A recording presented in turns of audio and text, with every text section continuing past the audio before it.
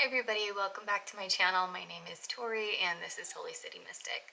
So I have a lot of videos on Yods, and because of that I have, I think, the pretty rare opportunity to talk to a lot of people with Yods in their charts. If you hear a kid laughing in the background, it's because my sweet little boy is watching Bluey so that I can get a few of these done. So one thing that, well, actually a lot of things that keeps coming up for me as I'm talking to all these people with Yods in their chart. It's just like these recurring themes that are coming up. And so I just really wanted to share those with you guys, just in case you have a Yod in your chart and you're feeling this way. I think they're really amazing. Like, that is one of the big things that I think helped me the most in astrology. Was I knew all the little aspects of my chart. I knew how my sun acted, how my moon acted, like all this stuff, but there was just this thing inside me that I felt like couldn't really be explained until I learned about Yods. And then I was like, holy crap, that is me 100%. And I just got so interested into what each of those means and how that plays out. That's why I have like 500,000 Yod videos. I think I have like 50 or something ridiculous, but 51, here we go. So these are just some qualities that I have noticed with people that I'm talking to about their Yods and their charts as I'm doing readings. Also, like, quick little plug, if you would like a reading, I am offering them. You can follow the link below to my website and book with me there. Before I get into each one of these qualities, I just want to give you a quick little recap of what a Yod is and what that looks like. It is a finger of God in your birth chart, a traditional Yod, which is mainly what I'm talking about here. I'm not talking about the golden Yod or the iron Yod, which is also the hammer of Thor, which again, I've had the pleasure and privilege of talking to a lot of people with those in their charts as well, which is just like so fun to me. But the traditional Yod, it's going to be two quincunxing planets sharing an apex with another quincunxing planet to that apex, and then a sextile at the bottom. I'm going to put up a graphic because what I just said probably makes no sense if you're new to Yods. So that is what a Yod looks like. Now, what it does is these two planets at the bottom get along. They're sextiling each other. They understand. That is your comfort zone. That is what you're already good at. That was a card that you were given at birth that is helpful to you. Now, the apex planet, which is what both of these bases are shooting into, that apex is going to be your urge, your calling. That is where the direction is pointing you. The finger of God is pointing you in that direction. It's going to feel uncomfortable. The nature of a quincunx is very uncomfortable just to begin with. It's not going to make sense to you, but it's going to be this undeniable urge that points you there. That is one of the things that is very common with people, is this undeniable urge. It's like the less they honor that apex, the less they are able to balance the Yod, more bad things happen to them, the more miserable they are. Even if they're just like, you know what, I'm happy with my comfort zone, everything is going well, I'm not going to worry about it. Either something will happen internally or something will happen externally that will get them on track to honoring that Yod and focusing on that apex to balance that out. One of the things is that feeling of a calling. A lot of people have vocations or careers, but someone with a Yod is going to feel this calling. It might not be anything you ever do for money.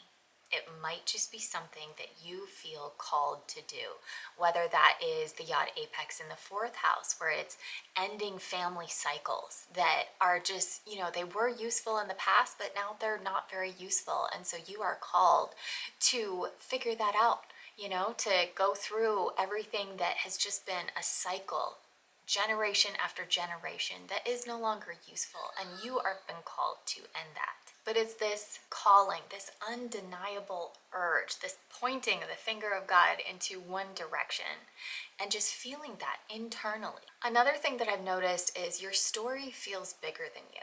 Like, yes, you feel like the main character of your story, but it feels bigger than you. Like, there's probably a lot of main characters, and it's almost like this story that you're a part of, this story that you're living out, you feel like you kind of came in when you were already on chapter 4, and you're constantly playing catch up and figuring out where you fit in this story, because it feels bigger than you. It feels like it didn't start when you got here, and it's not going to end when you leave. It feels bigger than you. First of all, I just want to say you're feeling all these feelings because that is true. That is very true. I believe that having a finger of God in your birth chart is to learn all these lessons to help humanity as a whole. Whether that's talking to somebody on a bus for 20 minutes and that ends up changing their life. You never hear about it, you have no idea, but sharing your experience with somebody has helped them in ways that you will never really know. And some people do feel that urge to serve others.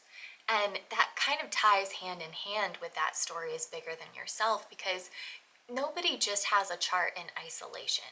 Everybody's charts overlap. Something might go down in your life, and it's like because of something going down in somebody else's life. We are all very interconnected. And so if you're learning all of these lessons, they are not just for you. They are for everyone in your life. They're for people you might not have even met yet. I mean, think about how many people who just lived their lives and you've learned lessons because of them living their lives. Maybe it was a grandmother who immigrated somewhere on absolutely no money, and that has been something that you just have in your family lineage of that determination. We're gonna do this, even if it's hard. We're going to do this, even if it doesn't make head sense, it just makes heart sense. She may have just been living her life. She may have just been going through her own lessons, but now there's something that your family has been able to build upon. That's you. That's going to be you. Even after you're gone, all the work that you have done here, everything that you have left on this earth, everyone who you've touched or talked to or anything like that, does leave an impact. And so when you have a finger of God in your birth chart, just remember you are here as a service to humanity. And the things that you have to learn in this lifetime are going to help more people than you can even really visualize. Like, even if you're like, oh, nobody knows me, I'm a complete loner, yada yada. No, you are touching people's lives without you even knowing it. And so the more you embrace your finger of God, the more you dive in and learn these lessons, the bigger your impact is going to be. Another thing is feeling very different or lost, where it's like there's, that those quincunxes in your chart that are just so strong makes you feel like things don't come easy to you. Things are very difficult, and there's a lot of work that you have to do to learn these lessons and go into all this. So if you see other people and they seem to be living life just so much easier than you, things are clicking into place in a way that they just never have for you, that's very common too. And that's okay. Like, we all have a story to tell. We all have karma that we came here to live out in this lifetime. But that is another thing that just kind of comes over these yodders. I think somebody in my comments one time called them yodders, and I just love that. So I'm adopting that. If it was you, thank you so much, genius. But that is another feeling that comes over these yodders, where they are I also have Yods, that's why I'm here to just feel so lost and different. And it's like other people can wake up and go to a 9 to 5 and have zero conflict, zero internal conflict about, am I doing the right thing? Am I making the most of my life? Am I contributing in a way that matches why I came here? That is something very common for people with Yods to struggle with. And it's like, even if it's a particular hobby that is the apex of your yod that you just feel guilty about, and you feel like you don't really have enough self-worth to follow this thing, like, you overcoming that is a huge story. You realizing your self-worth, you validating yourself in whatever your endeavors are, that is huge for you, and other people are going to see that, and that's going to help them validate themselves in the process. Now, another thing that comes up is stories that other people won't believe. So, like, if you have a yod in your chart, that first of all, you are part of a big story, and God does not give big stories to small people. So know that you are worthy of this big story. You are capable of filling out this big story. That's another big thing too, is just, the feeling of inadequacy. It's like, my story is so big. There's so much going on. There's so much adversity and lessons that I have to learn and trials and all this stuff. Am I even capable of this? I feel like it's too much. You never would have gotten this if you were not capable of overcoming it. And so I just see again and again resilience, creativity, confidence building, like all of these things where I forget who did the research, but they found like if you make yourself a little bit uncomfortable every day, whether it's working out really hard or like ice baths or, even like brushing your teeth with a non-dominant hand or something, it builds confidence, it builds courage, bravery, like all this stuff. And so having a yod in your birth chart, that is automatic discomfort every single day.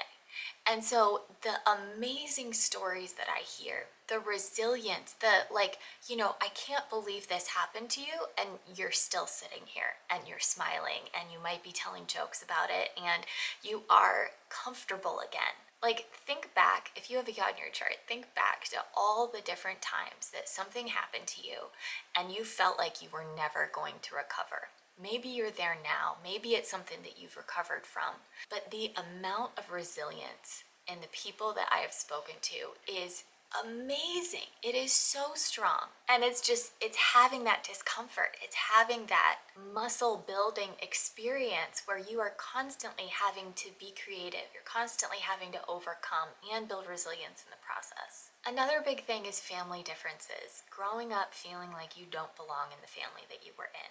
And sometimes there are multiple yods in children of a family, or maybe the father has a yod and then the son has a yod in their chart, and there is a lot of struggle there where it's like, I don't align with your values, I don't align with a lot of the things that this family is doing.